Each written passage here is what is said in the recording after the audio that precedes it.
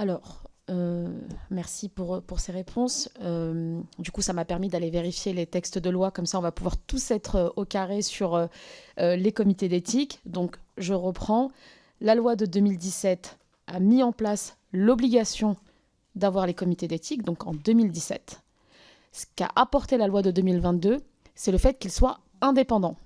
Donc, comme ça, tout le monde est au carré sur les comités d'éthique. C'est pour ça qu'on a posé plusieurs fois la question, parce qu'il nous semblait euh, assez illogique en réalité que depuis 2017, on ait encore des fédérations qui n'aient toujours pas de comité d'éthique. Même si vous nous dites aujourd'hui qu'il n'en reste plus que 2. 2017-2023, ça fait 6 ans. C'est un peu long pour mettre en place un comité d'éthique pour une fédération quand c'est obligatoire. Donc voilà, juste comme ça, tout le monde est... et sur les mêmes textes de loi, c'est important puisqu'on écrit la loi ici. Moi, je voudrais revenir sur les différentes auditions qu'on a eu l'occasion de faire dans le cadre de cette commission. Nous avons auditionné de très nombreux présidents, DTN, directeurs généraux de fédérations.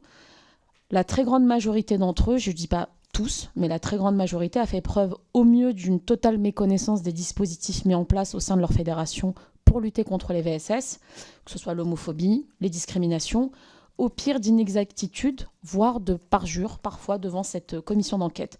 Comment est-ce que vous l'expliquez alors que votre prédécesseuse, Mme Marie-Signano, a fait des VSS une action majeure de son mandat de ministre et que la directrice des sports actuelle, Mme Bourdet, est l'une des spécialistes reconnues de ces questions et qu'elle dirige encore la cellule ministérielle relative à la lutte contre les violences sexuelles dans le sport?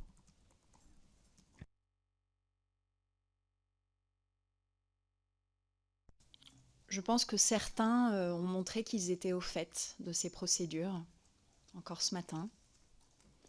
Je crois qu'il ne faut pas caricaturer. Il y a eu en effet certaines auditions décevantes, pour ne pas dire catastrophiques, qui montrent qu'on a besoin d'élever absolument le niveau d'implication au plus haut niveau de ces fédérations sur ces sujets de violence à caractère sexiste et sexuel. Et je veux simplement ajouter peut-être que la seule chose qui est potentiellement rassurante par rapport à cela, c'est de se dire qu'en dessous, les équipes dont c'est le métier à temps plein, elles sont bien au fait de tout cela. Et je rappelle que nous avons mis en place dans toutes les fédérations et dans tous les établissements publics du ministère des référents spécialisés sur ces questions.